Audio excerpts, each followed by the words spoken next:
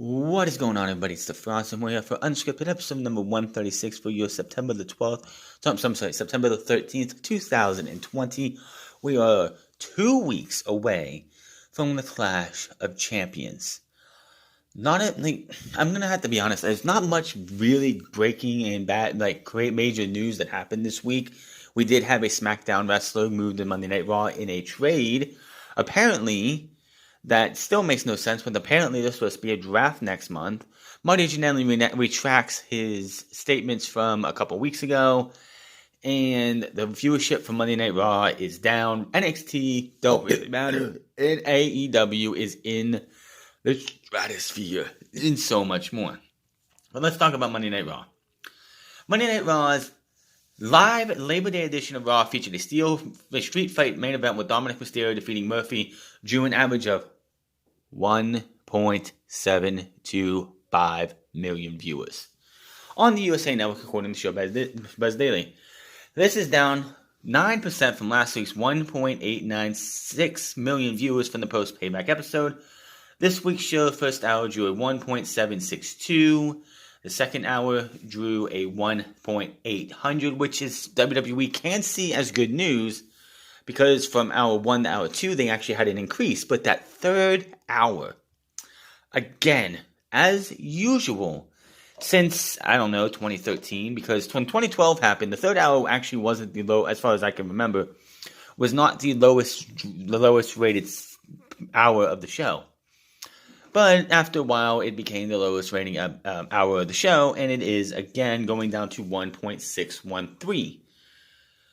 Of course, these are all drops from the week before. Of course, last week's episode of Monday Night Raw's first hour was 2.104, dropped to 1.882, and then dropped to 1.703. What does this tell us about Monday Night Raw? The ThunderDome was not a solution. They could tell you, they could sit there and boast about the night after SummerSlam being this huge bump. They got a lot for that huge bump. They went from the ones to back up to 2 in the first episode of the ThunderDome. Why? Because it was something still fresh and new, and it was something from Monday Night Raw that was different than the Performance Center. And of course, the Performance Center had been dreadful for months. It was so dreadful watching Monday Night Raw, SmackDown, and coming from the Performance Center. And here, now, you have the Performance Center no longer needed, and what do you get? You get the atmosphere, I would say, the atmosphere from one perspective is actually not that bad. Having the feel of actually being in an actual basketball arena or a big arena compared to that small, dingy, tiny Performance Center. But then you look and you listen to the pyro is great. It's great to have pyro back. We didn't have pyro for months because of this entire thing. Well, we didn't have pyro on Monday or Friday for months. Wednesday we've had pyro since they went back to Daly's place in May. But that's neither here nor there. But we've had the pyro is great. If you want to have that, it's a nice added touch. But when you watch these shows and you see these video screens of people sitting there just putting thumbs up and thumbs down, and that's it. And they're piping in WWE 2K, and someone actually found this during the Kevin Owens segment with, I believe it was Aleister Black. They actually found where this audio came from. It was from WWE 2K13. There was actually a side-by-side comparison of the clip, a clip from 2K13 and that episode, that clip from Monday Night Raw. I know it was a Kevin Owens show. It might have been with Aleister Black. It might not have been. But yeah, that's just it. Watching these matches and it's one thing if you can get the, as they call it, crowd sweetener down just right. But Monday Night Raw and SmackDown, they can't. And it's absolutely fucking atrocious. God, is it bad. And I don't watch them all, but I've seen some segments of the NBA play, NHL play, MLB play, where they have crowd sweetener, and it seems to line up better than it does with Monday Night Raw and SmackDown on Fox. Just so bad. And it's going to turn people off. Yes, the ThunderDome was nothing but a Band-Aid. WWE has an open, like if WWE was a body and it had an open wound on its leg, WWE would just figure, oh, we're going to put this huge Band-Aid over top of it, and that huge Band-Aid is eventually going to heal that wound, and that wound's going to go away. But it's not. If you wanted with another one, this WWE would be like the Hoover Dam. And during the Attitude Era ended, the Hoover Dam had a little chink to it, and slowly but surely, little bit of water just kept on creeping out, and WWE would put something over it to keep the water in, and it just kept leaking out, and then COVID hit, and boom, all the ratings go away. And it's just going to continue to get worse, and then they just put something over top of that crack, that wound, whatever, and think, oh, we fixed everything, and the ratings are going to go back up. Now, SmackDown, on the other hand, last Friday, not this past Friday, but the previous Friday before that, had Bayley beat up Sasha Banks. That segment alone was the highest rated segment in WWE, AEW, and any other professional wrestling on national television all year long. You want to know why? Because it was built for weeks and weeks and months and it's actually been built for 3 years. Gee, what happens when you properly build something long term? People are going to tune in and go, wow, I want to see where this is going next. And Bayley and Sasha Banks, and that last week, which we don't have the numbers for this past Friday until Monday, till tomorrow. So, and I don't know if we'll have the hour by hour until Tuesday or Wednesday, which if we do have those, I'll talk about it next week. But that segment alone has helped get SmackDown back to what SmackDown was pretty much pre-pandemic. So, SmackDown has one of the best built storylines and has for months. And WWE saw what it looks like when you actually take the time to build a meaningful storyline that fans actually fucking care about. Monday Night Raw doesn't have that. Monday Night Raw has the Hurt Business. They have Seth Rollins and Rey Mysterio's feud, which will never fucking seem to die. That's been going on for far too long. That should have ended at SummerSlam. Dominic gets beat, or Dominic beats Seth Rollins, and you move on. Or Dominic gets beat, and they move on. Seth Rollins moves on to something else. But no, we are 2 weeks or so going after. We're 3 weeks right now going after SummerSlam, and they're still doing this feud. It's got to end. The Hurt Business on Monday Night Raw might be the only thing that people will actually have any little bit of investment into.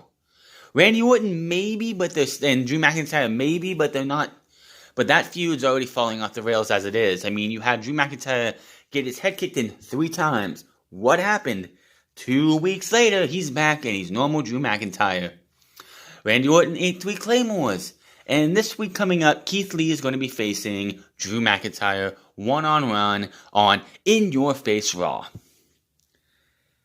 And yes, WWE has to do something, because you know what comes back this coming Monday?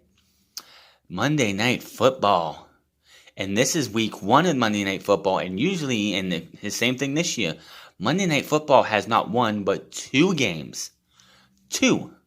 So, from the time that Monday Night Raw starts to the time Monday Night Raw ends, they will be going head-to-head with Monday Night Football. Now, Monday Night Football takes a good chunk of WWE's TV ratings. It does.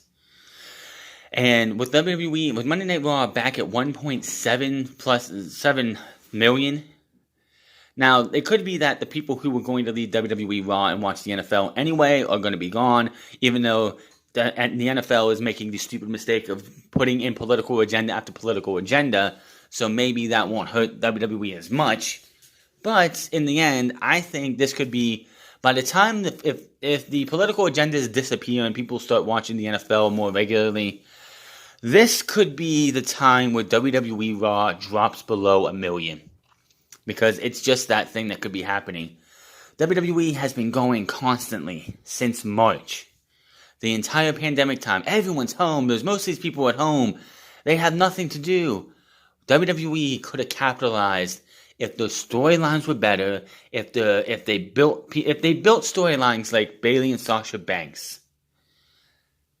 And built it and built it and built it. Those two women have been carrying Raw and SmackDown on their backs when they were the women's tag team champions. And now, I'm hoping that when Bayley was out there telling us why she did what she did, that is like the highest rated part of SmackDown. We'll have to wait and see. I'm sure Dave Meltzer or Brian Alvarez or Wrestling Inc. or somebody will have the hour by hour or segment by segment letting us know this is what this did. But WWE's got to do something. Because, again, Bayley and beating up Sasha did over 2 million views and was the highest, most watched segment in all of professional wrestling in 2020 and I believe 2019 as well. And the reason why is because WWE and fans have been wanting this for years. Not weeks, but years. There was all the teases from the time that Sasha Banks and Bayley came. Well, by the time Bayley came up here, we were all wondering, when is Sasha Banks and when are we going to get Sasha Banks versus Bayley that we saw in NXT? First off, no matter what they do, it's not going to be anywhere close to what NXT did at TakeOver Brooklyn 1. Nothing's going to top that. Bayley and Sasha Banks have it in them to do that, but it's not going to be the same because this is WWE and Vince McMahon likes to micromanage everything. But they've teased us for years and years and years. Like when Bayley, the first time Bayley attacked Sasha Banks, when we thought, oh, Bayley's going to turn heel back then, and she didn't because they went to counseling for 2 fucking weeks and then became a tag team and eventually brought us the Women's Tag Team Championships. But the full-blown, I don't give a fuck about you, I never give a fuck about you moment happened last week, and WWE benefited from it. I'm hoping, and I wish, this is wishful thinking and wishful hoping, that WWE and Vince McMahon would realize, hey, people like when we build storylines up. Long-term booking paid off for us with Bayley and Sasha Banks. What if we do that with everyone else? What if we do that? I don't know. The Hurt Business thing, having Cedric Alexander join them, is actually the most interesting thing in WWE on Raw right now. If that ever split comes, that where it builds Cedric Alexander up ever comes, will it have the same effect for Raw? I don't know, because Cedric Alexander's not as over with the fans as he once was, and not even close to as over with the fans as Bayley and Sasha Banks are. But in time, WWE could get Cedric Alexander when he turns on the Hurt Business, or the Hurt Business turns on him, and he could become the next big superstar for WWE if they give him a chance. But WWE has to be the one to actually do like they did with Bayley and Sasha Banks. I'm not saying like make it 3 years in the making, but 4 or 5 months. Like Cedric Alexander, the Hurt Business thing should stick around till WrestleMania or towards WrestleMania, and Cedric Alexander versus whoever of the Hurt Business for the United States title or for something at WrestleMania. Most likely Cedric Alexander versus Bobby Lashley at WrestleMania for the United States Championship, with Lashley losing the title to Cedric Alexander in what hopefully will have fans there and will be a big moment in Cedric Alexander's career and shoots him up and becomes a big moment for WWE. But this is WWE. I guess we can count our blessings for the Bayley and Sasha Banks thing because we wanted it for years. They finally pulled the trigger, which a lot of people want to say that, yes, it should have happened at Payback. I agree with that. But for WWE, in the long run, they're probably going to think, well, yeah, we probably did the right thing holding it off till SmackDown because it makes Fox happy that we went from below 2 million to above 2 million, and that's the most watched segment. Hopefully somebody at Fox will be like, hey, that segment did that great. Start doing that with everybody else. If Fox really wants to see WWE get better ratings, they need to put the thumb down onto WWE or put their foot down and be like, listen, you need to get better storylines. You need to get people more invested. Look at what you did with Bayley and Sasha Banks for 7, 8, 9, 10, 11 months from 2019 to 2020 alone. When Sasha Banks came back last year up until the turn this year, those two were side by side with each other, and it has paid off for them so far. But that is WWE needing to do something, because Raw is going up against Monday Night Football. It's the Steelers and the Giants at 7 something, and then I don't remember who the second game is, but WWE is going to be in for a load of hurt if Monday Night Raw doesn't come out with this in-your-face and give us a really good show. Why they had to go with in-your-face Raw is fucking stupid. Who thought that was a good fucking idea? I don't know. All I know is WWE has to do something, or this could be the worst year, especially if after week 1 the political agendas hopefully will go away and we can just watch football, because if that's the case, then WWE is going to be hurting a lot. Yes, most NFL stadiums are going to have no fans right now, which is fucking stupid. You have these huge ass stadiums with all these, you could have the Chiefs and Texans had 16,000 fans in the crowd, or 15,000 fans in the crowd in an open air arena. You have every single one of these stadiums are fucking huge. They could put fans in all of them, but that's neither here nor there. All I know is Raw is going to be in for a world of hurt, and it's going to be interesting. Now, AEW's ratings. While the two shows did not go head-to-head once again this week, the week 48 of the Wednesday Night War went to AEW over NXT. The numbers just been released on this past Wednesday's All-Out edition of post-All-Out edition of the show, and they aired on the normal time slot this week, but NXT aired on the Tuesday night due to the NHL playoffs. And AEW scored a 1.016 million viewers on the TNT, topping the 838,000 viewers garnered by Tuesday's Super Tuesday 2 by 21%. Of course, NXT was also down about 20%, like 20,000 viewers. AEW ranks 7 on the cable top 150 at 18 to 49 demo and a 55 in viewership. Last week's episode drew 928,000 viewers and ranked 8 in the cable top 161 in viewership. This is the best viewership of 2020 for AEW. The third best viewership of all time. The premiere on October 2nd drew a 1.409, while this October 9th episode drew a 1.1018. The third episode drew a 1.014, but this is the first time the show has hit 1 million viewers since then. AEW drew a 0.37 ratings in the top 18 to 49 demographic, while NXT drew a 0.22 in the same demo this week. Last week's episode drew a 0.36 rating, while NXT drew a 0.26 demographic rating. We do have, if I can find it here, we do have more on the ratings for AEW. If I can get this thing to pop up right. The high point of the 18 to 35 was the Adam Page interview and Chris Jericho and Jake Hager versus Joey Janela and Sonny Kiss. The high point of the 35 to 49, which was 358,000, and 18 to 49 was the ending of Jericho and Hager versus Janela and Sonny Kiss, the Jericho interview, the MJF Wardlow segment, and Jon Moxley's interview.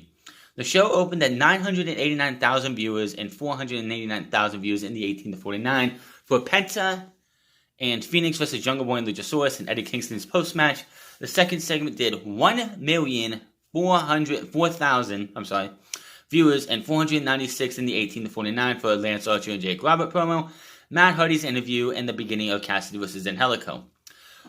It still went up, and the third segment did a 1,026,000 viewers and 847,000 in the 18 to 49 for the ending of the Angelico Jones Cassidy. The post-match with the Best Friends and Santana Ortiz brawling and Sabian and Miro segment. The fourth quarter, it dropped to 1,017,000, with a 486 in the 18 to 49 for the Page interview, and the most of Jericho and Hager versus Janela and Kiss. The fifth segment drew 1,206,000 and a 523,000. That was from the 18 to 49 for the ending of Jericho and Hager versus Janela and Kiss. Jericho's interview, MJF and Wardlow, and Moxley's interview. The sixth segment did 989,000 and 469,000 in the 18 to 49 for the FTR Tag Team Celebration, Ricky Starks' interview, and the beginning of Nyla Rose versus Tay Conti. The seventh segment did 973,000 viewers and a 427,000. Ending for the Rose and Conti, the post-match with Hikaru Shida and Rose and Kenny Omega interview boosted it back up to the final segment did 1,066,000 viewers and 458,000 in Brody Lee versus Dustin Rhodes in the post-match. By the way, that was, if my calculations is correct, was the highest segment on the show. Dustin Rhodes and Brody Lee was the highest rated segment. You want to know why? Because it's a continuation and story built up between the Dark Order and the Nightmare Family. AEW gets long-term storytelling. WWE should also be able to get long-term storytelling because, as I stated earlier, Bayley and Sasha Banks showed you what long-term storytelling can do when it's done right. I mean, you have Seth Rollins and Rey Mysterio in long-term storytelling, but it just doesn't work. It doesn't feel right. It feels forced. It continues. It does not want to die. And people are getting sick of it. People are getting sick of the Monday Night Messiah gimmick. But nobody who are fans of Bayley and Sasha Banks were getting sick of Bayley and Sasha Banks as the golden role models. They go out there, they do what they're supposed to do. They're supposed to annoy the hell out of you. And people love them for it. And then when Bayley finally pulled the trigger and stabbed Sasha Banks in the back, WWE did something they haven't done in a while and gave you a satisfying blow-up of a tag team. WWE likes to break up tag teams. They broke up Fire and Desire. They broke up the Moronics. They're breaking up Alexa Bliss and Nikki Cross, especially after this past Friday with the Sister Abigail and Alexa Bliss. Just anytime the Fiend is mentioned around her, you just see her go into that trance. And then she becomes something she hasn't been before. But this is what WWE gets. The highest rated segment for them was, and that's just, and it's so interesting because Brody Lee and Dustin Rhodes was the highest rated segment on AEW this week. How often do you see the final segment, unless it's like Stone Cold Steve Austin coming back or something like that, a match between two former WWE talents who are redefining themselves in AEW was the highest watched segment the entire show. That just surprises me. Men like Jungle Boy and them are going to be able to get there eventually. They're not there yet. Jericho, is just Jericho. And having Sonny Kiss and them in there to do what he can with them. AEW is just looking up while WWE keeps wondering, what the hell do we got to do? SmackDown, though, throws its best overnight rating in months. Friday Night SmackDown drew a 2.261 million viewers in the overnight rating, according to Showbuzz Daily. Hour 1 drew a 2.236 million viewers. Then Hour 2 went up to 2.286. By the way, SmackDown in my area was preempted because of the local football. The football game by a local team being done live for whatever reason. Usually my Fox affiliate tapes those and puts them on later in the show or later in the night when they showed SmackDown, but for some reason this week was live and SmackDown got preempted, which doesn't seem to hurt them at all. SmackDown also drew an overnight 0.6 ratings in the 18-49, which was the number one for the night. If it holds up, this will be up 6.2 in viewerships from last Friday's SmackDown, which drew a 2.129 million viewers with a 0.6 rating in the 18-49. It was also the highest rated show since the post-WrestleMania 36 edition of SmackDown back on April 10th at 2.317 million. So, yes, again, final rating will be on Monday. Can't take anything we see yet with a grain of salt because SmackDown is in that interesting position that we won't know the final rating till Monday. But if it is the highest rated they've had since WrestleMania, one, Fox has got to be fucking ecstatic that the SmackDown rating is going back up instead of floundering like it has been for months. And two, if we get the hour by hour or the segment by segment in the next few days, and Bayley's thing is anywhere close to being one of the highest rated segments on that show, it once again proves that Vince McMahon needs to start booking longer term storylines that people actually can get invested in. The difference between Bayley and Sasha Banks and Seth Rollins and Rey Mysterio is that we have been invested in Bayley and Sasha Banks.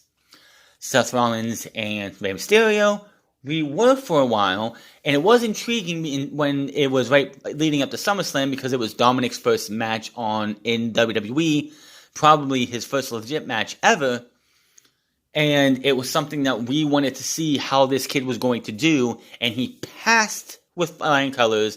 Has been in more main event matches in the last month than Ricochet, Cedric Alexander, Apollo Crews, and anybody else on the main card besides Drew McIntyre and Randy Orton. Just want to set that out there for you. But SmackDown is doing better.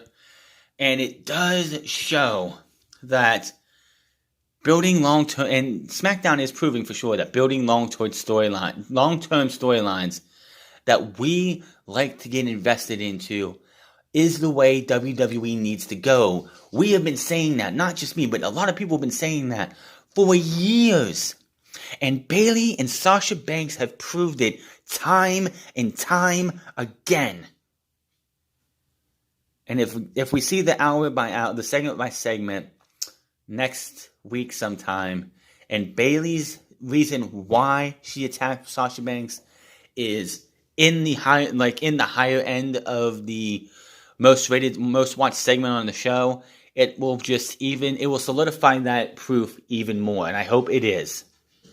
Because those two women have done everything they can to get this company to be better off than it was a month ago, 2 months ago, 3 months ago, since this pandemic hit, or as people call it, the scamdemic hit. But ever since that, they have done everything to hold this company, hold that WWE flag in the ground while other people are getting fired, furloughed. We'll talk about that here in a minute.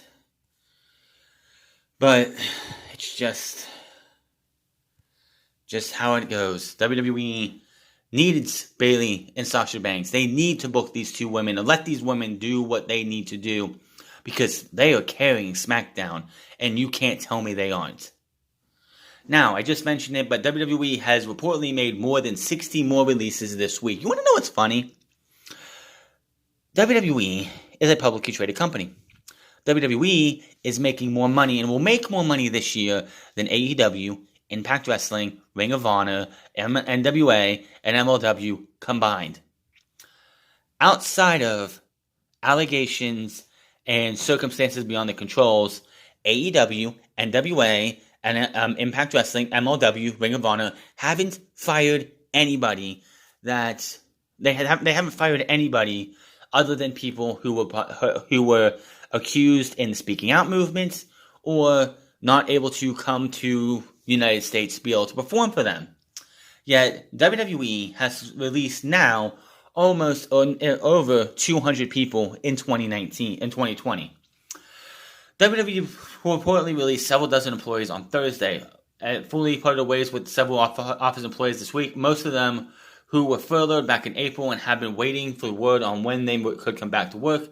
PW Insider reports that one source believes there were more than 60 staffers let go on Thursday. Most of these cuts were already furloughed or working in departments that aren't very active due to the coronavirus scamdemic. It was noted that the travel and live event department were hit the hardest this week, which is due to the lack of work needed for those departments because of how WWE's schedule was impacted by COVID-19. Confirmed releases of this writing include staff writers Anthony Benigno, producer Sarah Stock, IRS Mike Rotundo, Bray Wyatt's dad, and Hall of Famer Gerald Briscoe, who had worked in scouting new talent.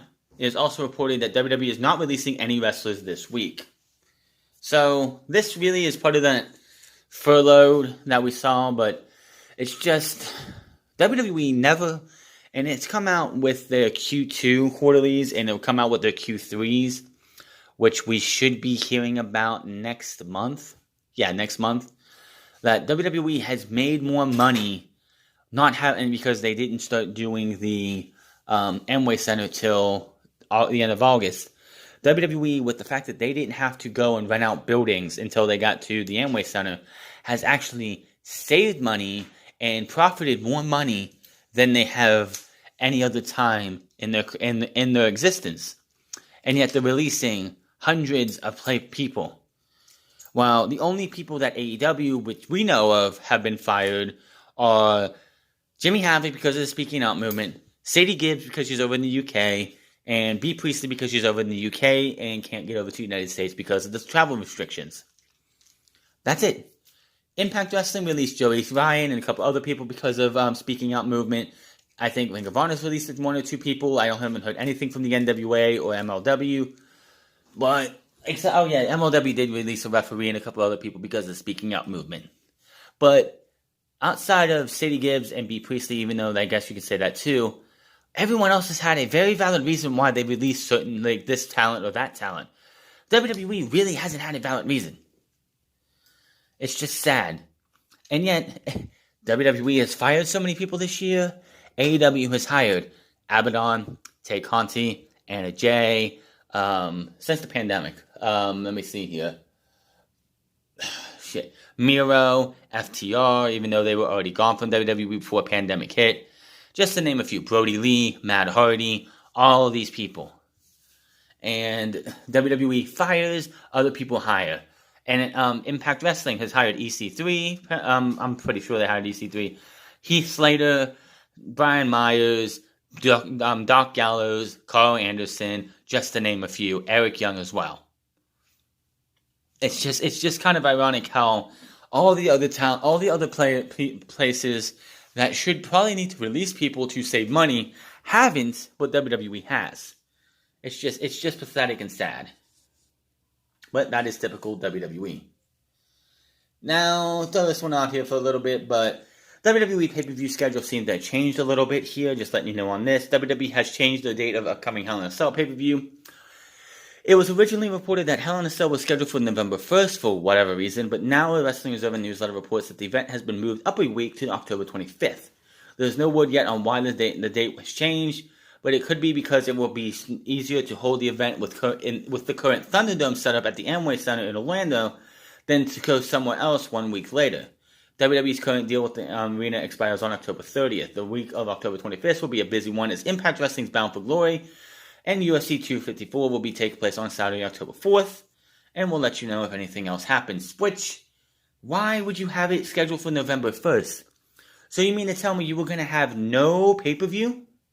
No pay-per-view in October. Because you have Clash of Champions coming up in 2 weeks, and then you had nothing going into October? How stupid does that sound? Now, WWE's talking about, is doing it because they don't know if they're going to get a extension on the Amway Center deal after October 30th. And WWE, I know Vince McMahon is like just seething knowing that their competition has fans, that the NFL has fans, that other sports have fans, while they are stuck using video monitors for virtual fans. Now I know the NBA doesn't have fans there either, except for the families of the players, which that's because they want the Disney, and that's how they set it up, and they have a contract and whatever. But WWE did this to themselves. If they wanted fans, if Vince McMahon was so dead set on having fans at SummerSlam, fans at Payback, fans at Clash of Champions, why did you go to the Amway Center? You could have went to an open arena somewhere in Florida, and you could have had fans. You could have went to, let me think here. You could have went to some fucking rinky-dink high school football stadium to have some fans, or a college football arena to have fans. But nope, you decided we're going to go to the Amway Center, strike a deal for 2.5 months so we can have ourselves a show outside of the Performance Center and do this stupid fucking Thunderdome bullshit, which nobody should want to be a part of.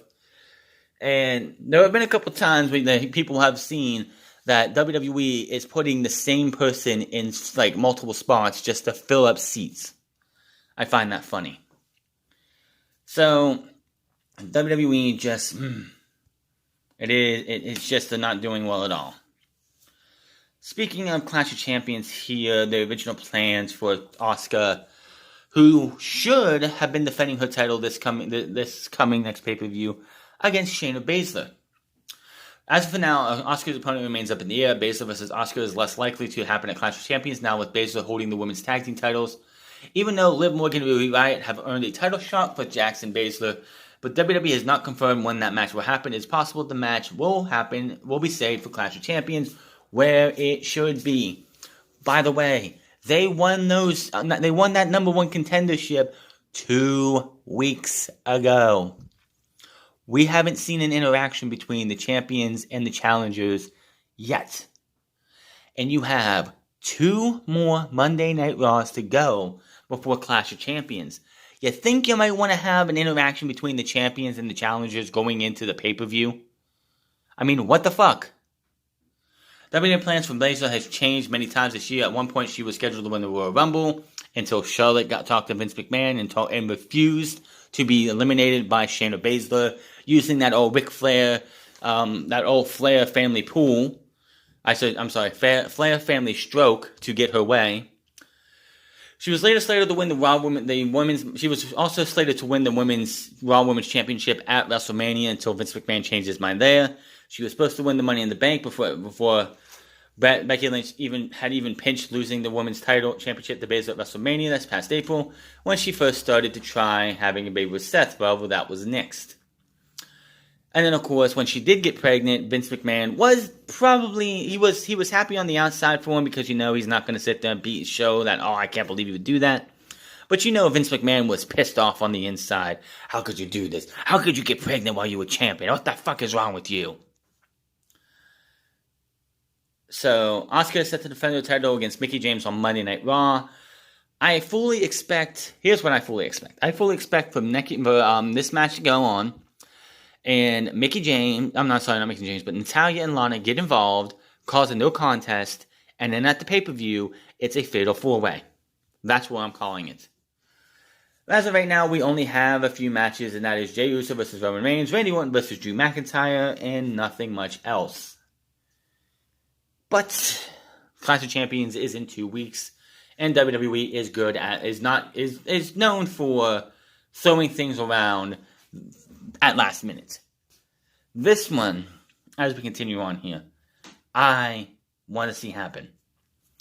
Jeff Hardy recently spoke to BT Sports and mentioned that before he retires, he wants to introduce Willow to the WWE Universe. If you don't know what Willow is, it is when Jeff Hardy was starting out, and after he went through his phases of all these other crappy ass gimmicks that he did, in Omega, he came up with Will-O-the-Wisp. A more darker, more like, you call them Team Extreme, but this was like sadistic, extreme to the max, would use any weapon. He was like a version of, like Jeff Hardy's version of Sabu. When it came to like using weapons, he would beat people up, he would use chairs and everything. They actually introduced it into Impact Wrestling a couple years ago. When he was in Impact, he brought Willow there. The only thing I didn't like about Willow being used is that they blatantly was like, oh, that's Jeff Hardy's alter ego. Don't do that. I know it's harder now because Jeff Hardy has all of his his tattoos and shit, and it's hard to hide that. But, yeah. He first introduced the interesting character, like, reintroduced it to everybody during his time with TNA, and it was very well accepted. However, both times TNA tried to bring the character back, Hardy didn't stay around long enough to get much out of it. Years ago, I used to be Jeff Hardy, and then I would be this guy called Willow. Willow was kind of my go-to wrestling persona. There's another dream of mine before I'm done. I want to bring Willow into the WWE Universe and see what could happen. I just have a strange feeling that some crazy cool could happen between Willow and The Fiend. Yes, please make it happen. Unfortunately, here's the thing. Willow wears a mask. Willow is masked. It's not like he wears face paint, which we've seen. I will say this now. We have seen glimpses of Willow in this latest run for Jeff Hardy.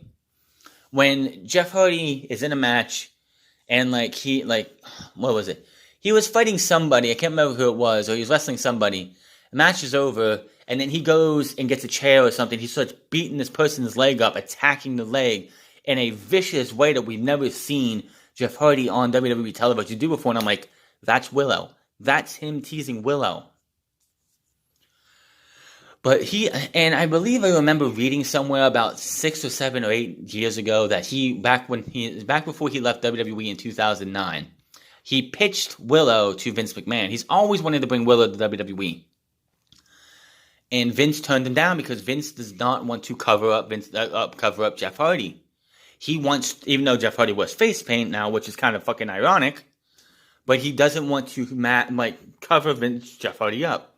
He wants to show Jeff Hardy off. He doesn't want him to be covered up or anything, and it hasn't happened. Now, yes, Willow actually was, if I'm correct, did we not see Willow during the Ultimate Deletion match? Or whatever that match was between Matt Hardy and Bray Wyatt. Did we not see Willow in that one? I'm pretty sure we did for a minute. But yeah, to see Willow in WWE would be awesome. I just don't see WWE using it. It's not something that works for WWE. It's not something that Vince McMahon would love to do. He loves to micromanage, and I, for one, if they're going to do Willow, send them down to NXT. Send them down to NXT. Jeff Hardy gets to show to NXT. Work with talent down there, because after he's finally done and retired, whatever it's going to be, I have a feeling he's going to go down to the Performance Center and do coaching there, if that's what's going to happen, if he doesn't leave WWE to go to AEW when his contract comes up. Send him to NXT on a 6-month period, but he's not Jeff Hardy, he's Willow, and see what he can do as Willow. I remember seeing Willow, and I love his Willow character because he does it so well. It's a different side of Jeff Hardy, and it's something I think the WWE Universe would fucking love. And Willow versus The Fiend in a Firefly Funhouse match, like a Firefly Funhouse fight or something, would be fantastic. If you haven't seen Willow yet, go watch some Impact Wrestling tape of it and just see how awesome it was. Now, this was some breaking news on Saturday. On Saturday's episode of Talking Smack, The Miz and John Morrison joined Kayla Braxton and Xavier Woods. Miz broke some news that SmackDown superstar Mandy Rose was headed to Raw through his persuasions. WWE also confirmed that she was traded to Raw. Miz and Morrison are currently in storyline with Heavy Machinery as the duo are attempting to steal Otis's Money in the Bank contract. Miz says the reason Rose is switching brands is so Otis can focus on becoming champion, and Rose was a distraction for him. Before last Friday's episode of SmackDown, Mandy Rose tweeted out SmackDown thinking emoji with a gif of her in a match from Raw. She didn't make an appearance on this past episode. This past Friday's episode, and she since responded to the news with a what. And then she put out a tweet with one of those WordPad things that you get on iPhone. Obviously, she showed off that she has an iPhone with this. Called him a dirty bastard. Bitched at him for trying to break her and Otis up. How dare she? I just had my biggest moment, and at SummerSlam, you're trying to ruin. Well, you know what? I'm going to be better on Raw, a bigger star on Raw than I ever was on SmackDown. You think you're going to try and break me and Otis up? That's not going to happen. We have 7 days in a week, and me and him are tighter than ever. But that is what you get for Monday night. That's what you get for WWE. No resolution. Will they even talk? Will we ever get another segment between Mandy Rose and Otis? I don't think so. I think that is it for WWE and letting those two be together. I think that was just all they were going to do. So, why they brought up the Monday Night Raw? Who the fuck knows? Especially when the fact that apparently there's a draft next month. Why do a trade in September if you're going to do a draft in October? Somebody tell me why? WWE and Bruce Pritchard and Vince McMahon are just some fucked up people. Now, we brought you the story a couple weeks ago, and Marty Jannety on Facebook posted a really disturbing article, a really disturbing post about how when he was 13 years old, he made a man, quote unquote, disappear. And now Marty Jannety denies, saying his murder confession was part of a wrestling angle. What? Former Intercontinental Champion Marty Jannety is backing away from claims that he murdered a man in 1973 at the age of 13. As we noted earlier, Jannety took to Facebook back on August 5th and claimed he murdered a man when he was just 13.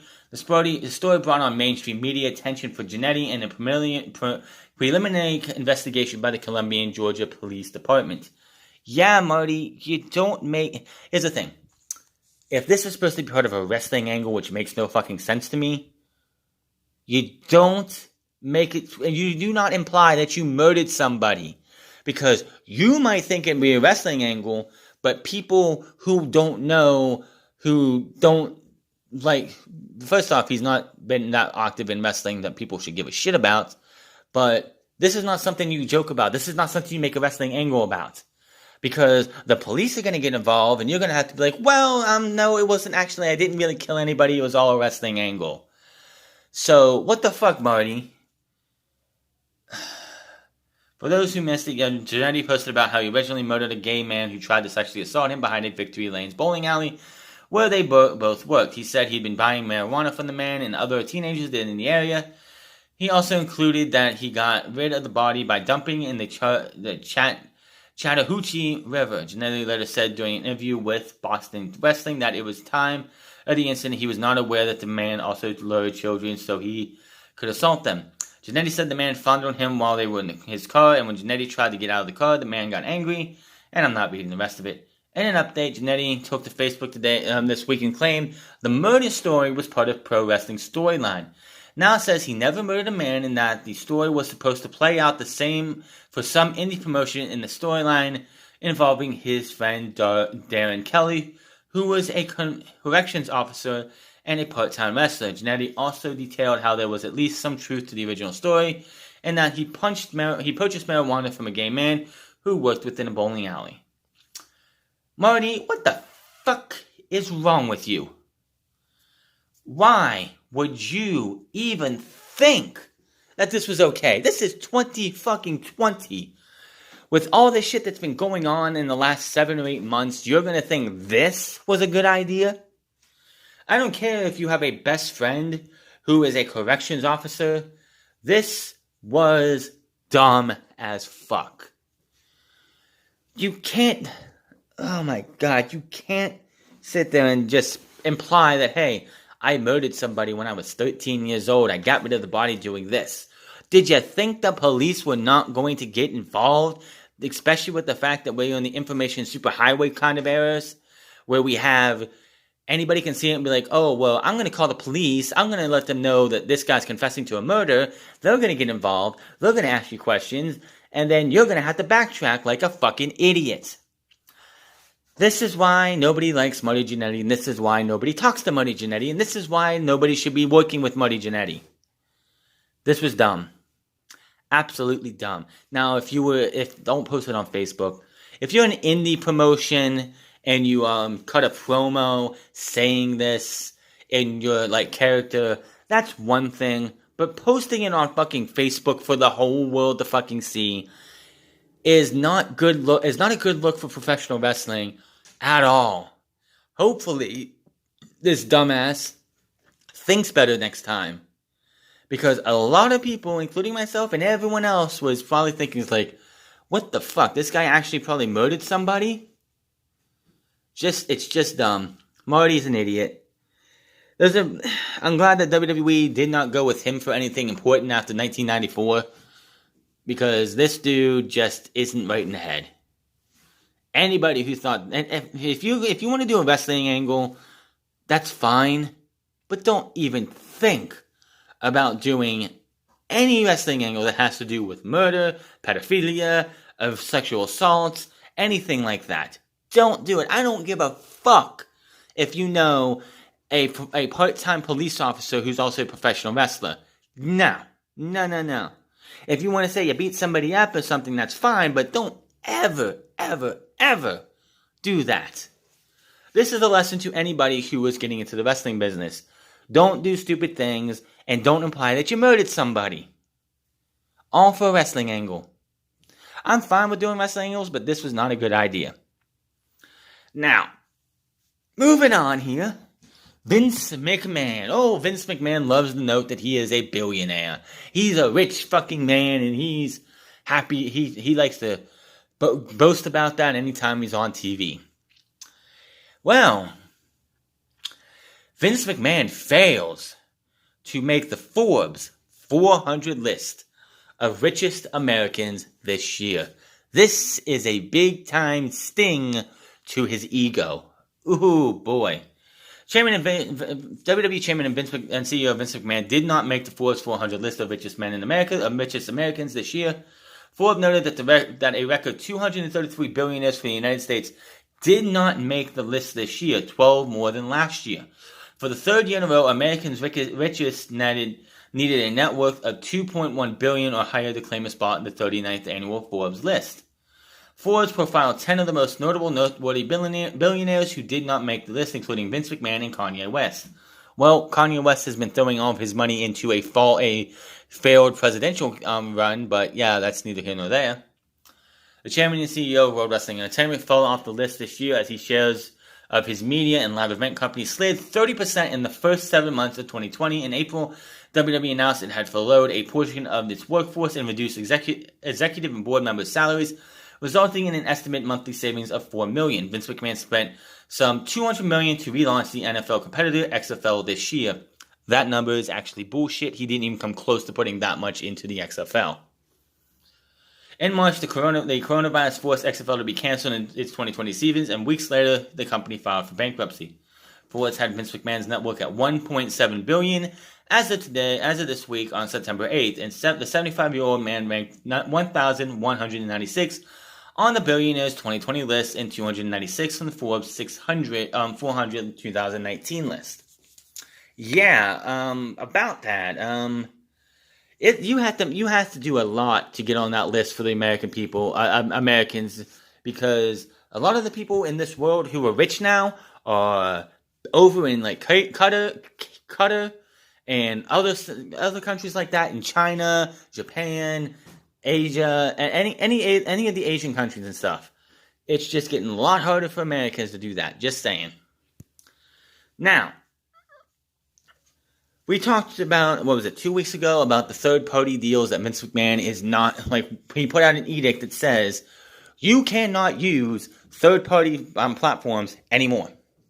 Then WWE came out a week later and was like, no, hold on. We didn't mean to upset you. You just can't use WWE affiliated names. Like, Dakota Kai has one, so she can't be called Dakota Kai, even though she doesn't use Dakota Kai. Adam Cole can't be Adam Cole, even though it's his fucking wrestling name. Paige can't be Paige, she has to use Saraya. Which is kind of funny that WWE decided to go, you can't use your wrestling name, you have to use your real name. When it comes to Twitch, the only person really who was using the wrestling name that I could find was Paige, until she changed it to Saraya. Now, YouTube, you have even Oscar's using her YouTube page as Carnage-Han TV. Austin Creed's is Up, Down, which is Xavier Woods. Celtic Warrior Workout is Sheamus's, even though he'll probably have to change that to something else instead of Celtic Warrior. But it's interesting to note that Mustafa Ali's Pro Wrestling T-Store is no longer active.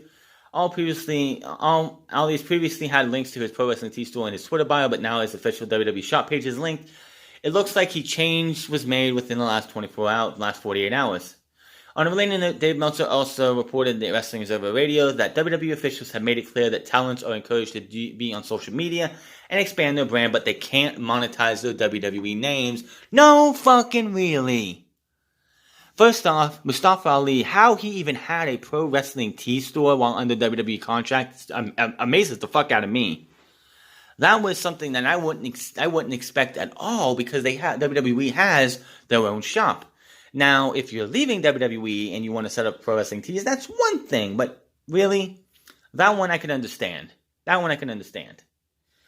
It was also noted that WWE has been trying to negotiate group brand deals with some of the third-party platforms, and individual talents using the services have gotten in the way of the negotiations, complicating things. Meltzer noted that Cameo may be one of the platforms WWE is trying to negotiate a group deal with, which would presumably see WWE get a chunk of the revenue. There it is.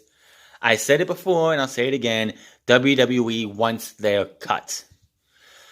You have Paige or Saraya making almost $450,000 a month. Don't you think WWE wants a cut of that? You're damn straight they do. They want the chunk in exchange for coordinating and promoting the opportunities between fans and superstars. Wrestling Inc. first reported in the third-party edict issued last week by Chairman Vince McMahon, which said all talent must stop third-party activities within 30 days, has led to a significant amount of criticism from fans, wrestlers, and others. The ruling was a reference to WWE stars using their names on platforms such as Cameo and Twitch. Like I said, most other than Paige, who was using Paige Official for some stupid fucking reason. Adam Cole was Chugs. Dakota Kai is Charlie's girl, it's like Challenge Girl or Charlie's girl. Up, down, down. Like Xavier Woods uses up, down, girl. Austin Creed, which is his fucking name. Yeah, and other ones I can't think of off the top of my head because I haven't seen all the WWE talents Twitch pages. But the only one that really was using their WWE name was Paige, which was fucking stupid in the first place. Twitch has noted that the edict that repeat violations could lead to suspension and termination. The edict was reportedly addressed on Monday's Raw, and the talent were told they can all still maintain Twitch and YouTube accounts, but they have to do so using their real names, not WWE ring names. That's what you should have said from the first place. In the first place, WWE. The problem with this thing is that WWE went completely. They went the wrong way with it and saying you must just end. You must end using third-party platforms instead of saying, "Hey, you can use them, but you can't monetize your WWE name." So, like Adam Cole, which even though that's his name, okay, wrong example. Like Austin Creed, if he wanted to be Xavier Woods on YouTube, on Twitch, he can't use Xavier Woods unless he goes through WWE's channel. Like, if WWE gets a group, gets a thing where they're going to get a chunk, then he can be Xavier Woods and doesn't have to use his other names. Same thing with Paige. First off, if I'm a talent, there's no fucking way I'm having WWE control what I can do or what I can say or how I can act on Twitch. If I can make up a name like Chugs or whatever else you want to go with for a name, I keep saying Adam Cole because it's the easy one to remember. But if I wanted to go out there and monetize myself, I would, instead of having WWE, because if WWE does a group thing, WWE can control what you do on your channel. Oh, we don't have any sponsorships with Call of Duty. You can't play Call of Duty. Oh, we don't want you to promote Last of Us. You can't play Last of Us. No, I wouldn't want that whatsoever. Oh, you can't talk about WWE, so AJ Styles, whatever you can't be on Twitch anymore. Which AJ Styles is got to be one of the biggest offenders that WWE is pissed off about because he does Q&As. People ask him about backstage details, and the motherfucker sits there and talks about shit he shouldn't be talking about without WWE approval. Then, of course, his kid gets on there one day, and he says somebody says something about his kid watching WWE, and his kid actually says he doesn't even watch WWE anymore. Imagine that somebody clipped that, and WWE saw that. You know how pissed off they probably are, is that that's their demographic they need to cater to, and they're not. Here's an idea, Vince. AJ Styles has kids. I know this is a really bad idea, and it's probably going to blow up in WWE's face. Take suggestions of what these kids would like to see your product as. I know it's a bad idea, probably, but it's better than them doing what Vince McMahon wants to do. And the reason that the 50 plus are up there is because you're catering to Vince McMahon. Anyway, Of course, Vince McMahon wants this cut because that's money that could be going into WWE's pocket. Up, Up, Down, Down is not just run by Austin Creed, and Austin Creed doesn't see, or Xavier Woods doesn't see all the money from that channel.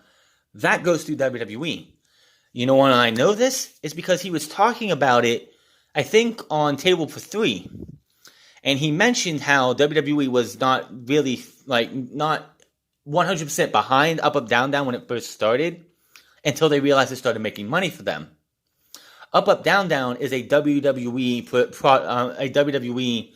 YouTube channel. All these Twitch channels that you see, from Paige, from Adam Cole, from Dakota Kai, and everyone else, that's their personal YouTube channels. I mean, their Twitch channels. They make the money. It goes to them. They split with Twitch and Twitch alone. So Paige makes, with that 30-50 or whatever that split is that she has, it makes about $450,000 a month as estimate. If WWE gets their cut, she's going to lose a significant amount of that, because you know WWE is going to want at least 30%. At least. So instead of having, say, 60-40 split where she gets that much, she gets 60% and Twitch gets 40%, it's going to be 40-30-30. That would be terrible. But that's what they have to deal with.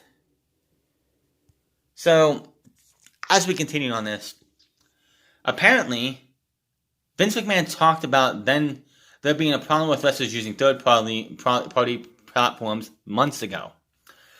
WWE recently issued that Edict. In an update, the Wrestling Observer newsletter reports that Vince McMahon wanted to put a stop to third-party activity earlier this year, but the COVID-19 pandemic hit before he could take action. Even though outside of most of the Twitch channels for Dakota Kai, Adam Cole, and Paige and others really didn't start taking off for them, or they really weren't around yet until COVID hit. So what the fuck is he talking about? Vince had reportedly talked about issuing the edict a few times before that, but never pulled the trigger. While the edict was addressed at recent tapings, it's being noted that things are still vague as far as what is allowed and what is not. A source noted to the Observer that the vagueness is due to the fact that nothing is etched in stone and constantly changes. That sounds like Vince McMahon to a fucking T. Nothing is etched in stone. We are a little over 24 hours before Monday Night Raw. You'll see this at noon, and I'm taping this at 11:57 p.m. on Saturday. And we are a little over 24 hours away from Monday Night Raw. Well, 48 hours now. From a little under 40 hours from Monday Night Raw. I guarantee you, if Vince McMahon has that script for Monday Night Raw tomorrow, or today when this is going on, when this goes live, I guarantee you, by the time he gets that script on Sunday, and the time the show goes on Monday Night Raw, there's going to be 100 changes at least. 100 changes. There could be 20 changes alone to one segment. Nothing is etched in stone in WWE until it is seen on TV. Plain and simple. Until it goes live, nothing is etched in stone. You could have Asuka losing to Mickie James, and Vince McMahon Mickie James versus Asuka. There could be 100 different scenarios that Vince McMahon comes up with, and 20 of them, Mickie James is your women's champion coming out of that match. The other 80, you have Asuka winning clean in, I'm going to say, 70 of them, and the other 10 is DQ, this way, and this way. It's just how it goes, and that's why then Vince McMahon saying you have to do this, you can't do this, you can do that, is going to be vague, because Vince McMahon can never make up his fucking mind. It's so bad. One talent reported to the Observer that this week's Raw, they were told they would have to switch to using their real names, which they should have been doing in the first place, instead of the WWE names for Twitch and YouTube, but would still have to let the company know. A few days before that, Mark Carano of WWE Talent Relations reportedly told wrestlers that WWE also owns their real names, which they do not. I'm sorry, that will never hold up in court.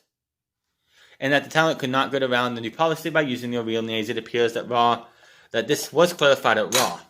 First off, that is bullshit. You cannot legally own somebody's name like that. WWE officials were reportedly not happy with wrestlers using their WWE names in sponsorship deals. I can totally see that.